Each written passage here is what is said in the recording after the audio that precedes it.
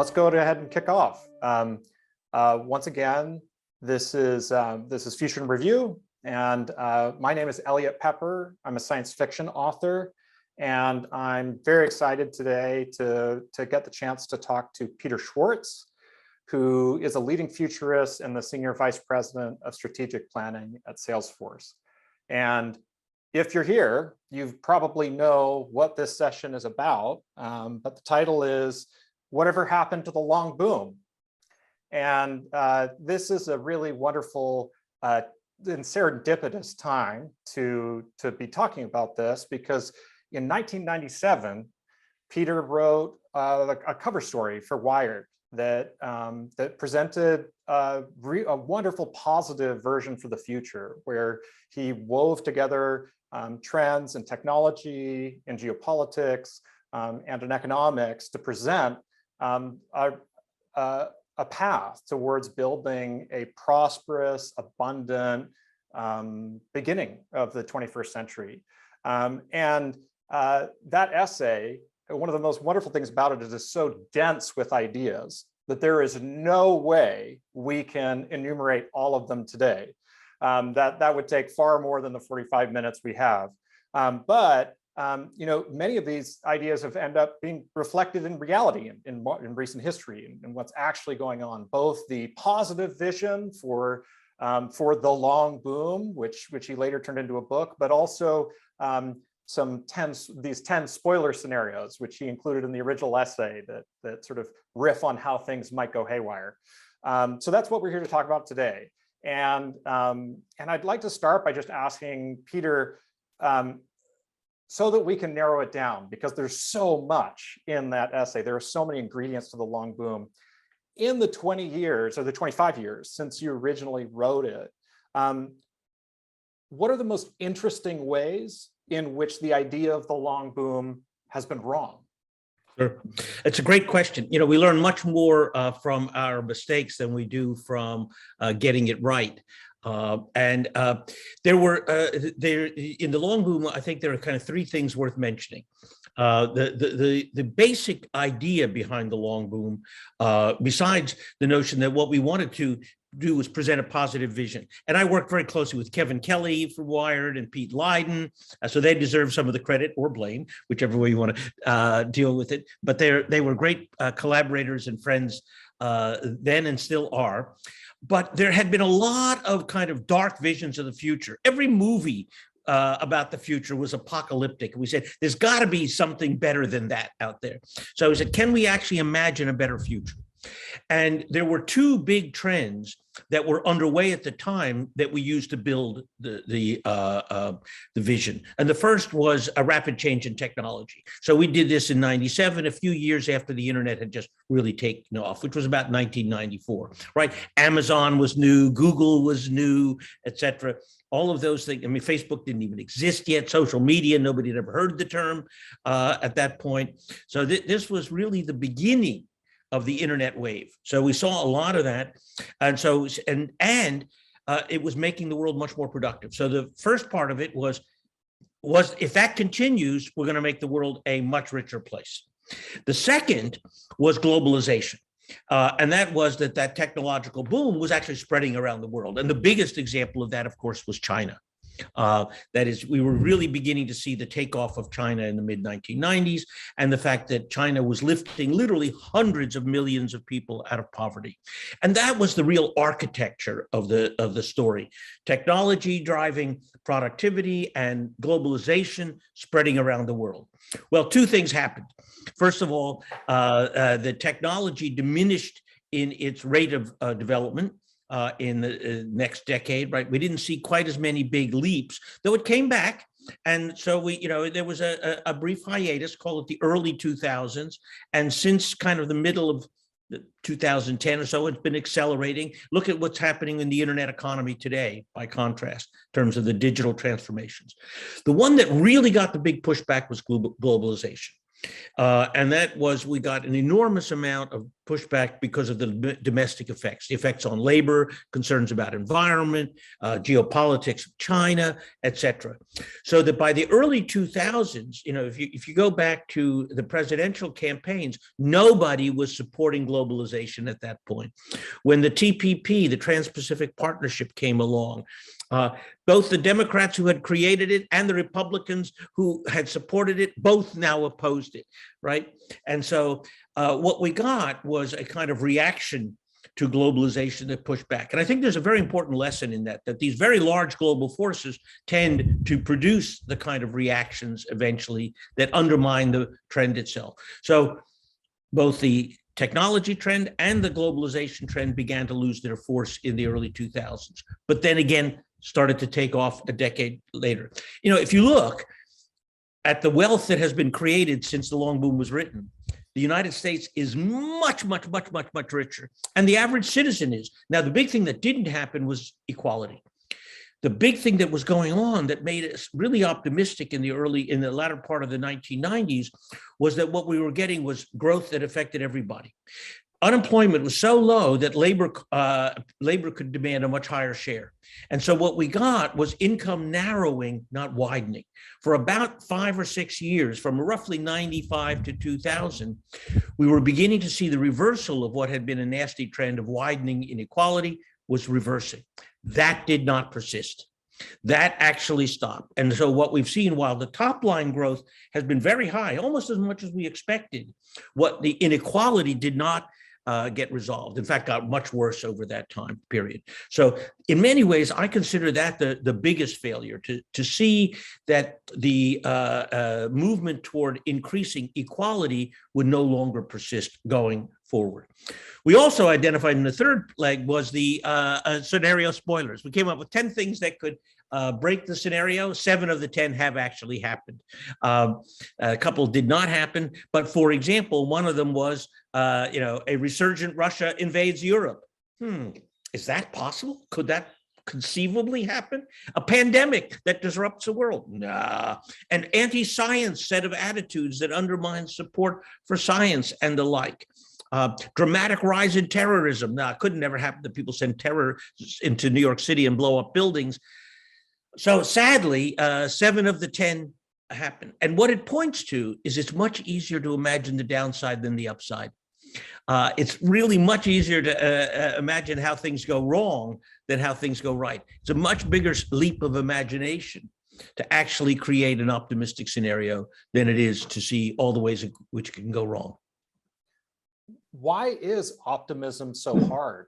That's not a new trend, right? Like if you look at historical archives of newspapers and everything, bad news is popular news.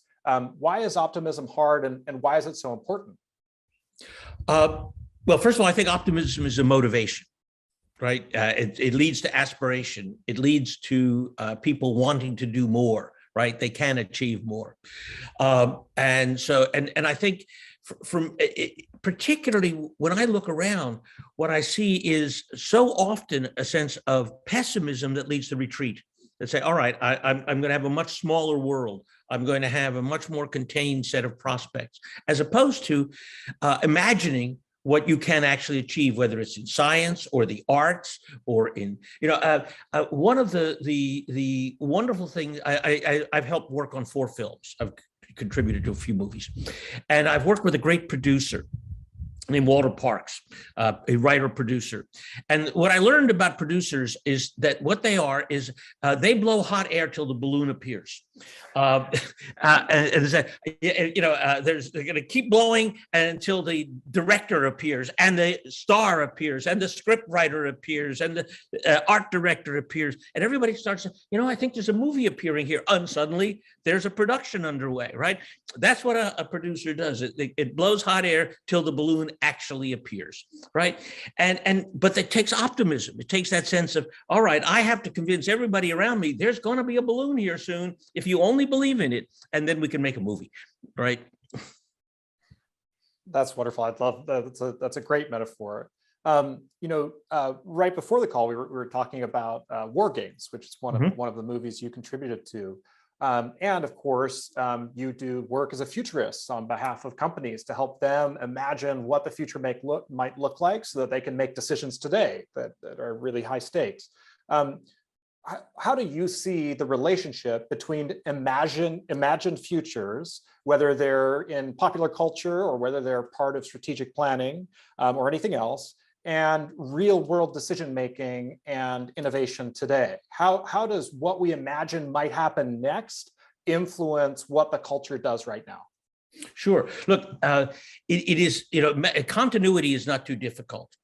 Seeing the surprise, seeing the next thing that will, seeing this before it happened, right? Well, if anybody can remember, there's some people on this call who are old enough to remember the Apple Knowledge Navigator video from 1987. Yeah, so you don't remember it, do you, Eliot? You're too young. I don't. Yeah, so you can look this up on YouTube, anybody here. The Knowledge Navigator, right? The Knowledge Navigator in 1987 became this reality a number of years later. And that vision, the scenario in that video, it's about 10 minutes long, shows a guy using what amounts to somewhere between an iPad and an iPhone to do a little bit of research. He's a professor and wants to give a lecture. And that vision set the vision of Silicon Valley for the next 25 years. Everybody in Silicon Valley in the late 80s saw the Knowledge Navigator and knew that's what we're building. That's what's going to change the world. And that led to the BlackBerry, every little portable device that began reorganizing how life, including the failure of the Newton, right? Newton was premature. Did you ever see a Newton? No, you probably never did, right? Because they didn't make many of those. Nobody bought them. It was premature. Yeah, right, exactly. Big. Well, it's sort of like pre-iPad. But my point is that the scenario in that short 10-minute video set the vision of the future. And that had an enormous impact. Another film I worked on was Minority Report. So Spielberg wanted to make a very realistic view of the future. And I brought together a team of people. I don't know, maybe some of the people who were on this call. Anyway, so we got them together and created that vision. But the goal that we had, and Stephen and I were working on the script, was that people should say a decade or so from now, that's just like in Minority Report. And that is exactly what happened. That's exactly what happened. How many times did you encounter, oh yeah, that's just like Minority Report. And that was, so I do think that these visions translate into the real world. They motivate.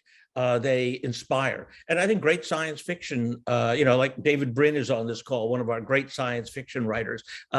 His book, Earth, and his it just had an enormous impact on me and everybody else, I think, who read it. It had just a remarkable vision on the future. And so many different elements of it have come to pass. He's one of those writers who actually has the ability to both see and inspire. When you think about your work as a futurist, I mean, we can look at the echoes that Minority Report has had in the world we actually live in, right? Like you said, it set the vision and people went and built it. And you could say the same thing of maybe in the reverse direction of that you nailed 7 of the 10 spoilers of the Long Boom, right?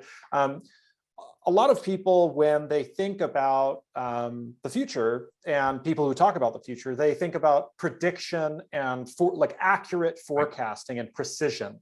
What does it mean to be a good futurist? Yeah, so great question. How do you be useful rather than right? Yeah. Yeah, right. Well, look, the real test for me is, as a professional futurist, as opposed to writing movies, did we make a better decision? Not did we get the future right.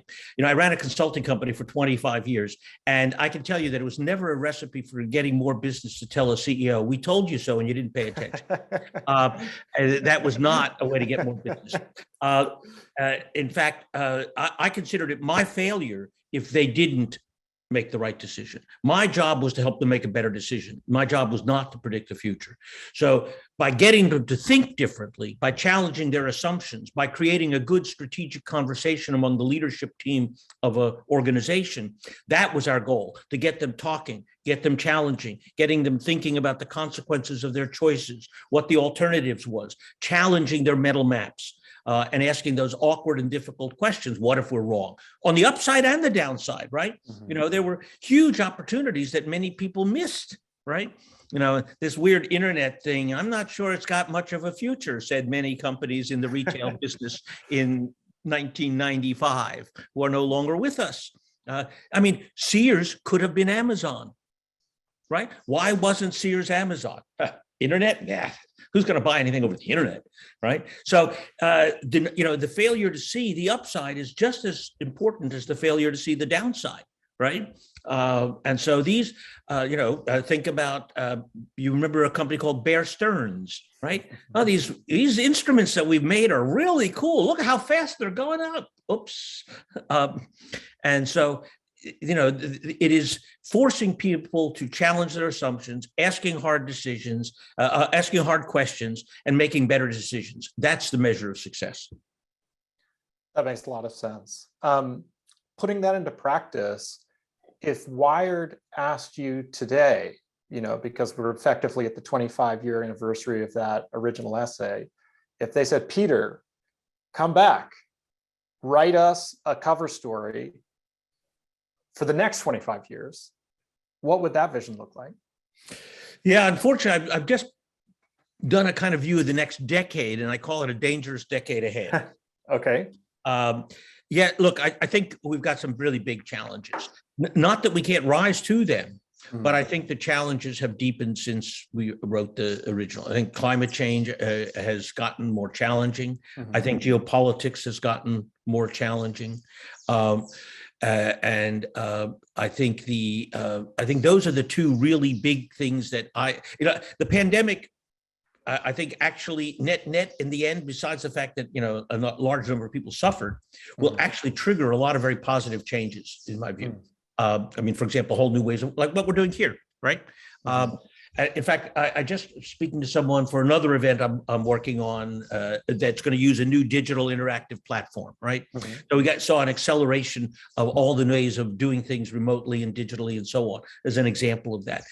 So, but I think, unfortunately, we are in a world right now where I think the underlying economics we can weather that. I think we're going to lift another couple billion people out of poverty. I think that will happen. More in China, more in India, hopefully more in Africa.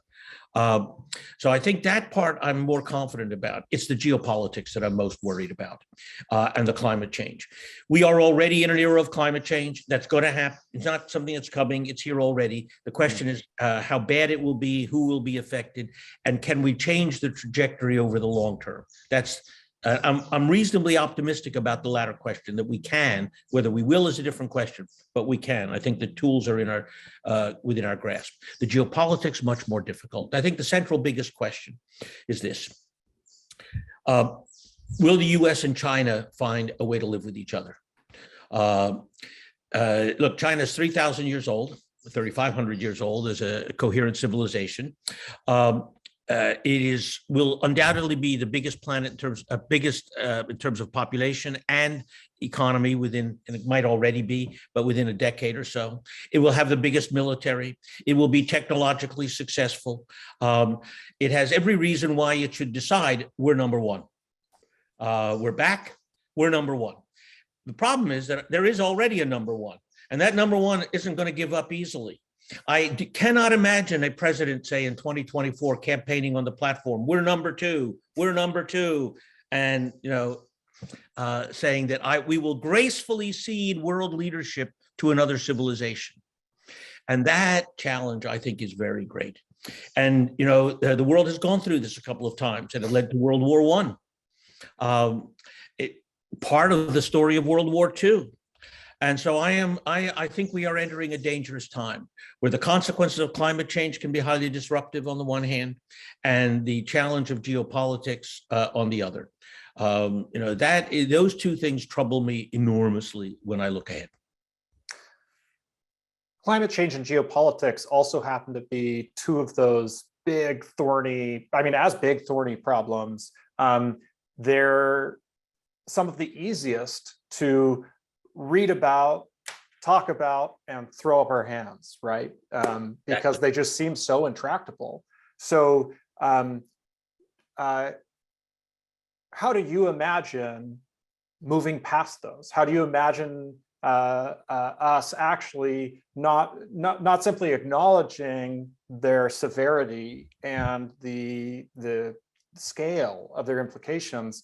What does a world look like in which we're able to tackle those and move on to new and better problems? Well, let's deal with them sequentially. First, climate Sure. change. Actually, we have two wonderful new science fiction books you and I were talking about. Yeah. Neil Stephenson's Termination Shock, which is all about geoengineering, a private effort to geoengineering. You've written a book about doing geoengineering. What's the name? You get to say Vale. Thank you. And then and then Kim Stanley Robinson's new book, Ministry for the Future. And in a sense, both of these are relatively optimistic in that they both are dealing with catastrophic climate change. I mean, Stan's begins with 20 million people dying in India in a heat wave. So, it's hard to say it's a good story. Having said that, then the world finally gets its act together and actually begins to do something about it, right, in the Ministry for the Future. So in all candor, it's too late to actually stop climate change. And it was too late 50 years ago. The momentum of the industrial civilization is so large that it will produce climate change. The question is, can we change the trajectory over the long term, and can we mitigate the consequences in the short term?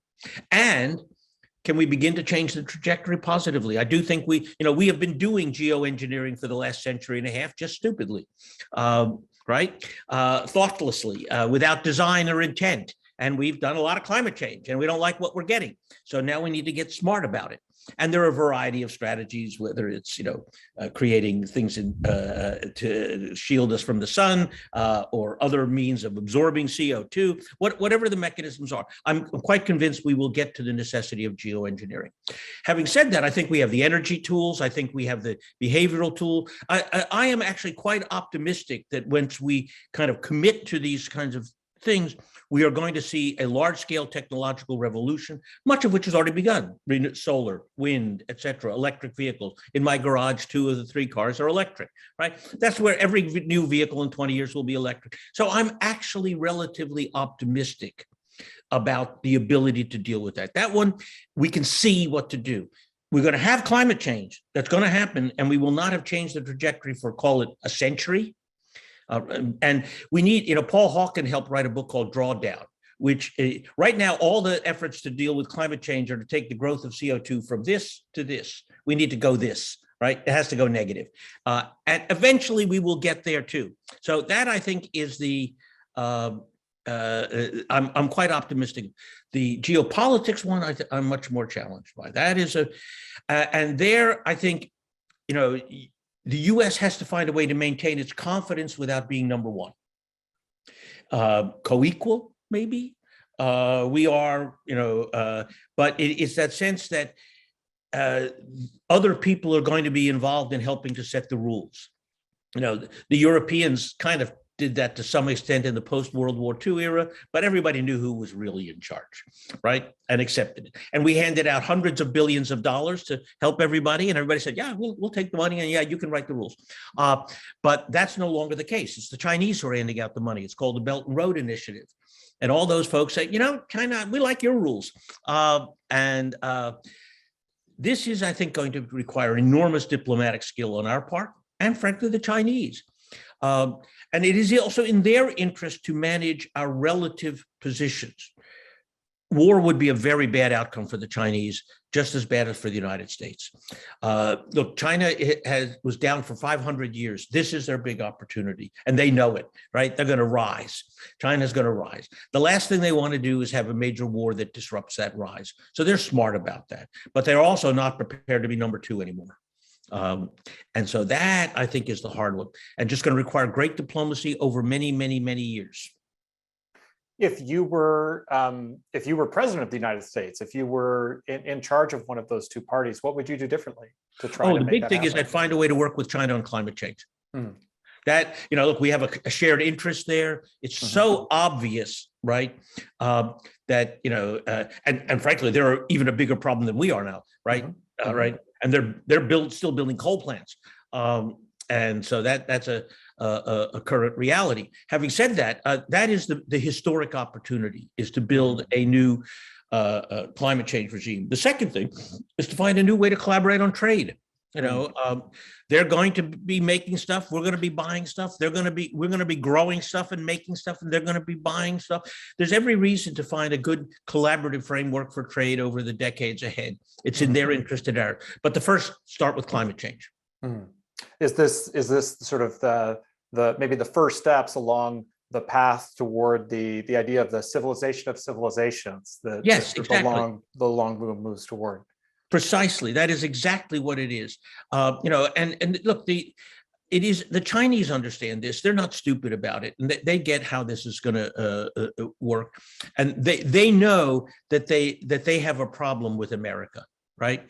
And our leaders understand the same thing too. So there is a very kind of almost explicit need to manage this transformation.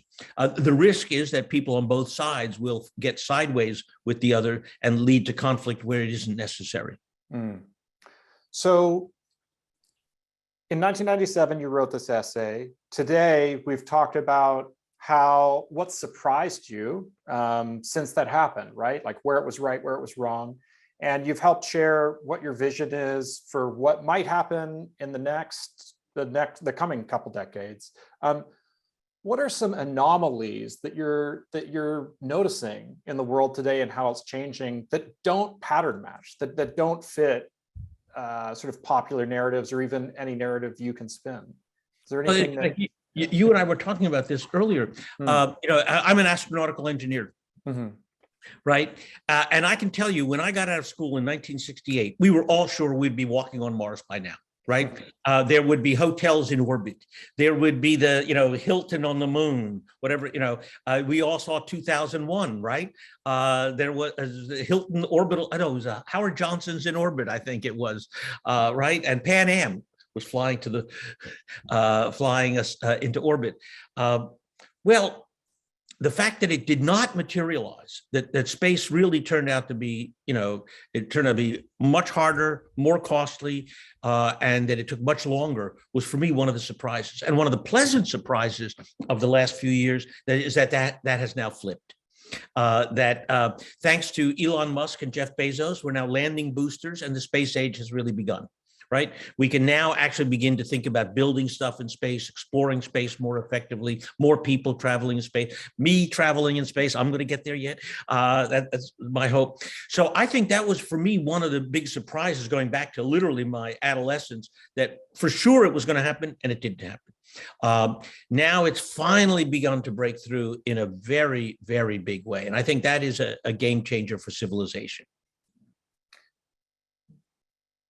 We've spoken about how, obviously you help companies think about the future. You've helped many, many Americans think about the future in the movies you've contributed to. And like you pointed out, the way that those visions interface with reality is people see them, it inspires them, they build things, those things evolve over time, and you get this feedback loop going.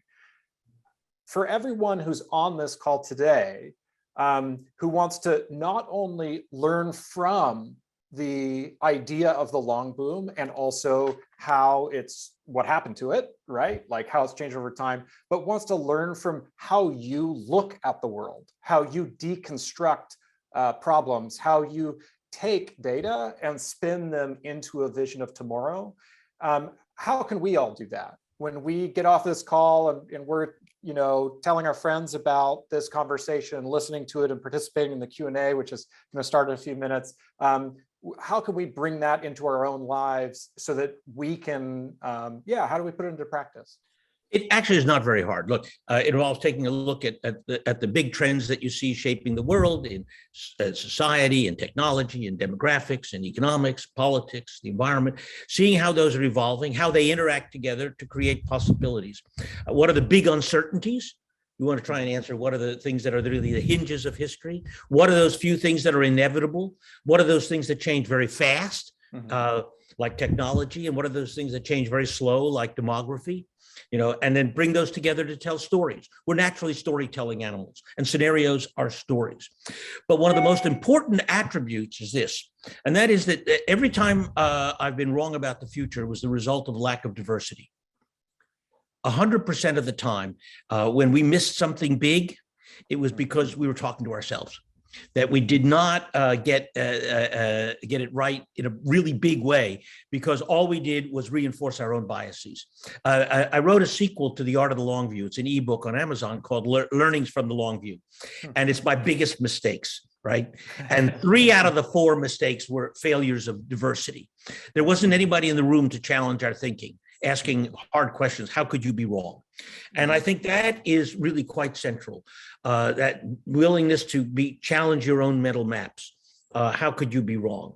And forcing yourself to ask yourself the awkward question, what would lead you to think differently about this problem? So, it is basically take a look at the forces shaping the future, see how they interact for the uncertainties and the things that are predetermined.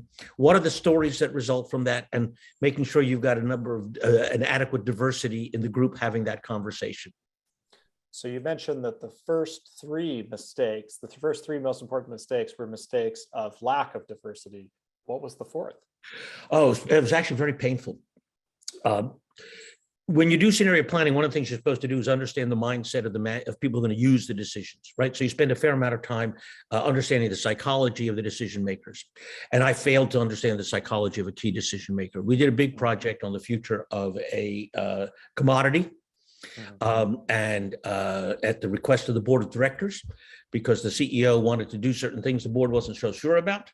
So we did the study with his executive committee. And there were a lot of great debate and discussion. And promptly after the project was done, he fired everybody on the executive committee that didn't agree with him. He really abused our trust. And he basically smoked out the opposition and killed it by using scenario planning. And it was my failure to understand that this guy was a ruthless son of a bitch who was quite capable of that. He was a hard scrabble miner who wasn't having any dissent in his team. And so this was a way of surfacing the dissent in a fatal way. It was my fault these guys got fired. I didn't understand what this guy was capable of. That was, in my view, one of the worst mistakes I've ever made. You more or less invented and certainly popularized and put into practice the art of scenario planning. So let's see, how long have you been doing it now? 50 years this spring. Perfect. So 50 years having invented scenario planning and then turned it into a thing that many people, a lens that many people try to bring to their visions of to making sense of the world today and to what might happen tomorrow. What are some of the key lessons you've learned about the craft itself, about being a better scenario planner? Well, you use a key word, craft, but I didn't invent this. I want to be clear about the origins. It really began with a guy named Herman Kahn doing work for the Air Force on deterrence. What are the scenarios for war? Okay. He wrote a famous book called Thinking the Unthinkable on thermonuclear war, right? So that's where it began. The next pioneer was a guy named Willis Harman, who began to think about it in social terms. And then the guy who actually created it, Shell, that I succeeded, Pierre Vac, made the big leap to recognize that good scenario planning actually affects the mindset of the decision maker.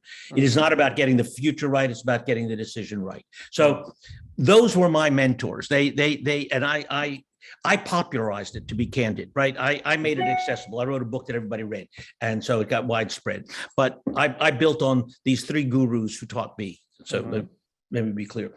Look, the biggest lesson is simply this, that it's actually worth doing, that you improve your ability to decide. And it is an art, it's a craft. You get better at it. You see more things. And the big thing that is important is you see the world anew.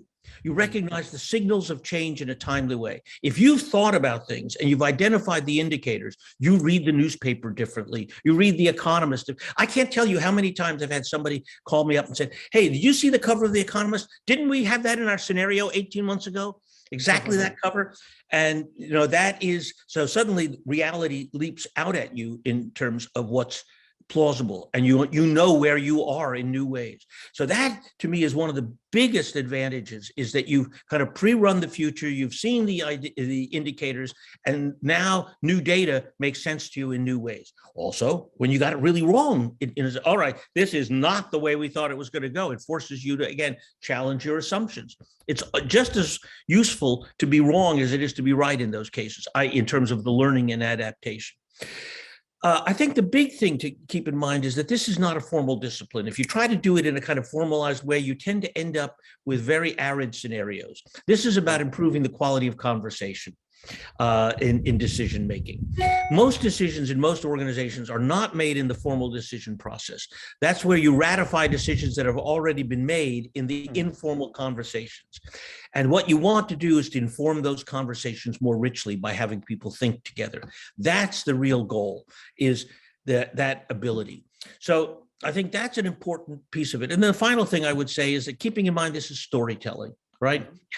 You're a storyteller, and you tell stories. Why do you tell stories? Because you want to get people thinking. You want to sell some books. So I assume you want to earn a living and you want to sell books and so on. But your books are about getting people to think about something, to challenge their mental maps. And that's really what it's about, is that sense of challenging those mental maps and creating a much better conversation. If you succeed with that, then it works. So if one of the benefits of scenario planning as a craft and as a practice for participants, not just for the person doing it, is that it's yoga for the brain, right? It makes your thinking more flexible. Exactly. And if it helps you interpret the world in new and maybe more plausible ways, when you look at the world today with the benefit of 50 years of doing a lot of scenario planning, what do you think that people really commonly misunderstand? What are the popular narratives right now about why the world is the way it is, that rub you the wrong way? Well, the biggest one is pessimism. We go back to that. I'm a Steven Pinker fan, right? And when I was born in a refugee camp in Germany in 1946. My mother survived Auschwitz. My father was a slave laborer for the Nazis. I began about as low as you can go, right? I was born in a bombed out building after my mother was thrown out of a boxcar when she went into labor, right? And my father delivered me. I mean, you don't get much lower than that, right? And look at me today, right? I'm well off. I'm at the top of a major company. That's what's possible today. If I'd been born 25 years before I probably would have died in a concentration camp. If I'd been born 25 years before that, I would never have left the shtetl in Hungary where my family lived, and I would never have read a book other than in Hebrew. I would have never known anything about the world of science and the universe. We have made amazing progress. And the last thing I would have wanted to do was to go to the dentist. Right? And then would you want to go to the dentist a century ago? No. What really troubles me is the pessimism in the world. When people say, oh my God, how bad things are. No, it's amazing how great things are. Yeah, we got lots of problems. I talked about it, climate change and all that kind of stuff. But when I look at the fact that more people are living better today on this planet than ever have in human history, and their children have better prospects than they did, then, that is not to discount any of the issues and problems. It is just that we've made amazing progress, and I'm actually quite confident we'll make even more progress.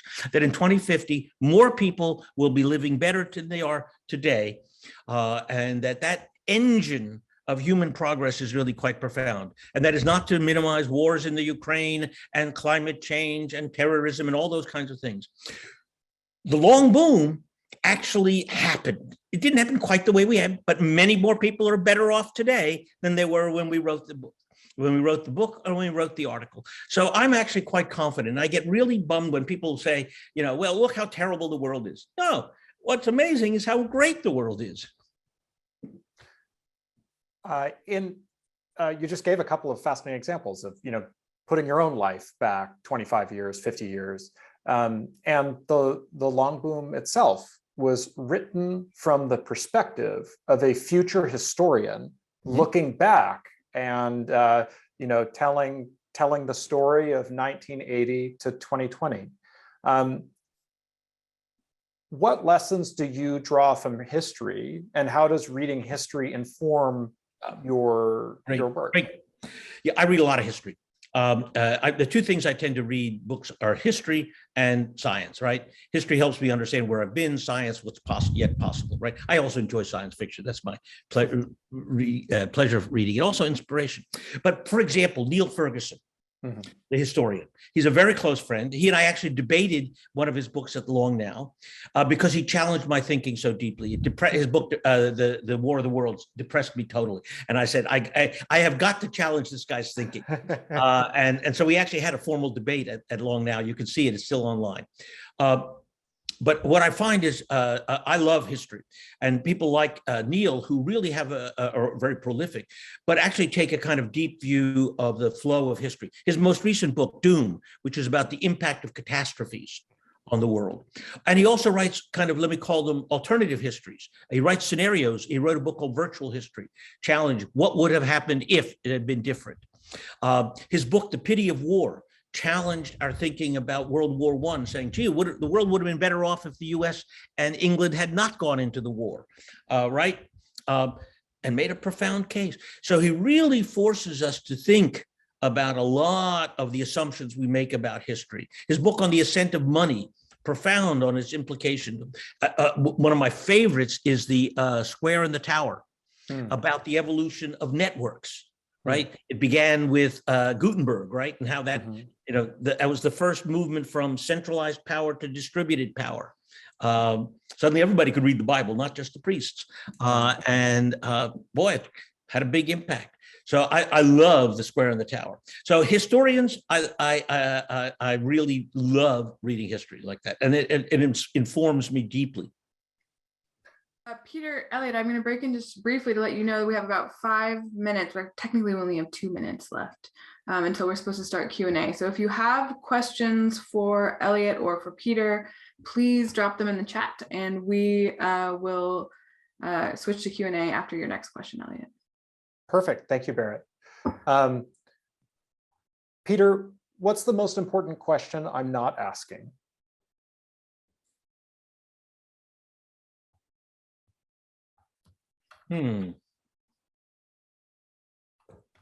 Well, it's a very personal question. If I look back at we observed 50 years, was it worth doing? Was it worth doing? And I think the answer is yes. When I got into this work, I had the wrong question. I started out because I was an anti-war activist, very involved in the peace movement and all that kind of stuff. I had hair out to here and a beard down to here. It's amazing. Shell hired me. I actually can't believe that they did that. I had a classic Jew fro, and it was really, one or two of you knew me in some of those days. Having said that, I was very much part of the kind of student movement. But what I came to realize is I knew what I didn't like. I didn't like poverty. I didn't like war and all that kind of stuff. I didn't like pollution. I didn't know what I did want. I didn't know what a better vision was. So I said, I've got to find that vision and share it with the world. So that's what I started out. And then I realized I had the wrong question. What was really important was to give people the tools so they could develop their own vision of the future, so they could think. And so my purpose shifted rather fundamentally once I got to Stanford Research Institute. And I worked with Willis for a few years. I realized the right question was not what's the right answer to the future, but what's the right question. Helping people figure out the right question was much more important than helping them figure out the right answer. And then I got a great piece of advice from a guy named Dick Raymond, who was one of the founders of the Whole Earth Catalog and so on, because I was an old Whole Earthia. That was all part of that world that I dealt with in Palo Alto in those days. And Dick said, if it doesn't take 50 years, it isn't worth doing. Well, if you're going to really change the world, it takes time. And by my reckoning, it took 37. I did it a little bit better than 50, but it took about 37 before I could say the following, that in virtually every business school, scenario planning is taught. My book, The Art of Long View, is used almost everywhere. And most every major corporation in the world says they do scenario planning. Some do it well, some do it poorly, but most have been in one way or another touched by the work that I did. Many governments, many planning agencies, and so on. So I feel like I actually did influence the way in which organizations think about the future. That was what I set out to do, so it was definitely worth it. Well, Peter, thank you so much. I couldn't ask for a better coda for this conversation. So I really appreciate it. I know everyone else on the call must have too. And with that, why don't I hand it over to Barrett? Yeah, there's so much. There was so much. There's so much chatter going on of people debating your various points and side points that it's really honestly quite hard to find the actual questions. Now I'm just looking at the chatter. Thank you guys. I love and that's how you know it's working. Yeah. So I'm going to start with a double question that was actually from Evan and I, which was, how do you, when you mentioned we should engage with China on climate? Yes. And Evan asked specifically, how do we navigate the relationship with a modern China if it remains focused on authoritarianism and genocide? And my kind of subtext to that was, I totally agree that China is by far the biggest polluter. We need to find some way for them to change their behavior. But how do you do that when they've so consistently come to the table, made fake promises, left, ignored, failed to engage in kind of global attempts to manage this, and then broken those fake promises? There's no good answer to that question. Okay, there's no easy answer. It's a matter of persistence and endurance. For example, when Xi Jinping came to the United States in the early 2000s, one of the first things he did when it was around 2012, he met with Obama, but he also met with Jerry Brown and some of the climate leaders in California. And out of that came the UC Berkeley China Climate Change Institute that Jerry is actually the chairman of. And it's just a small thing, But what it did was create a research agenda for collaboration between Chinese academics and policymakers and US academics and policymakers, and beginning to develop the kind of dialogue that over not very short period of time can actually begin to make a difference. And look, let's be very clear. Why do we have cheap solar power today? Because China drove the cost way down. There's no policy in the United States that made renewables cheap, because it's in their interest. And so finding those places where there are really clearly common interests of China and the United States may not actually be all that different. Yes, we should still condemn human rights violations. We should still be opposed to authoritarian regimes. That doesn't justify it. But let's be also clear, we've got our issues in America too. And so the Chinese can turn around, should I talk to a racist country that treats its Black people as poorly as you do, and the cops kill people on the streets and so on? We all have our issues. That is not in any way to diminish what's happening in China. I'm not, or to excuse it in any way. But we have to find ways to collaborate despite the fact that neither of us is perfect. Okay, Mary Branscombe has a question. Mary, do you want to unmute yourself and ask about diversity of thinking and viewpoints? So she asked, how do you get diversity of thinking and viewpoints without diversity of culture? People have different experiences depending on where they live and what they look like. Why throw away that diversity? Diversity of viewpoints can just be a smokescreen for not actually doing true diversity. I think this may have actually been part of a conversation going on. Well, no, I think it's there were a lot of questions about diversity and different forms of diversity and how how those affect specific outcomes. Achieving diversity is not an automatic thing. As I said, I always try, but in at least 3 cases got it so badly wrong that we really muffed it badly, right? So it just demonstrates it's not an automatic thing or easy, and the answer is simple. The value is unequivocal. You just have to work very hard at it. And the fact it isn't enough points of view isn't the measure of diversity. Indeed, culture, gender, age, nationality, all of these things play a role in achieving a good diverse group to have that thought process. And the truth is we did it pretty well most of the time, enough that we got it right most of the time, in the sense of we had a good group of people who could really challenge each other's thinking. And frankly, some of the people that were part of my team at Global Business Network, one of the reasons I love Stuart Brand, who's one of my dearest friends and collaborators of 40 years, is that he always asked the uncomfortable question. He never accepted the easy answer. He always challenged my thinking and made me very, very uncomfortable all the time, and I love Stuart as a result. Neil Ferguson, the guy is a raging conservative. Margaret Thatcher loved him. I'm near Pinko, and Neil challenges my thinking really deeply. He's also British and and incredibly good looking and nothing like me at all. I agree. I think that feeling of discomfort that we sometimes feel when someone is challenging us or asking us questions is also just a feeling that we're not used to having often. Yeah. Because society so often encourages polite interactions. And the more that we improve our ability to sit in discomfort and be okay with that and have that not feel like something we need to knee-jerk react against, the better off we will be. Okay, so Simon Bisson has a question. Simon, are you ready to unmute yourself? Yes. Did that work? Yep. So I was thinking some of what we were talking about fiction. As part of thinking about scenarios. Yeah. One of the series of books that I keep coming back to when I start thinking about the future is John Brunner's quartet of books that starts with Stand on Zanzibar. Brilliant. And I guess my question here is, what books do you currently recommend to people from the fiction side for people who want to think about scenarios in the future?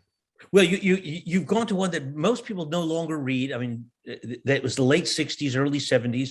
Sheep Look Up, Stand on Zanzibar. I can't remember which one it was. One of the great leaps of imagination that was really quite profound to see the kind of killing machines that we've now created in our cities and the kind of mass killings. He called them, what were they called? Muckers. No, he had another term. Anyway, where people would go nuts and start shooting up places, right? And berserkers, he called them berserkers. And with our, at the time, you would have said, oh my God, couldn't possibly be. But so I think John Brunner was remarkably adept at seeing a vision of what was plausible. Neil Stephenson, I'm a big Stephenson fan. And I loved Diamond Age, for example. I thought was brilliant. Stan Robinson, New York 2149, brilliant in terms of trying to understand the future. I also like kind of genuinely imaginative, very far-sighted. I mean, I'm a big fan of the Three Body Problem and its sequels.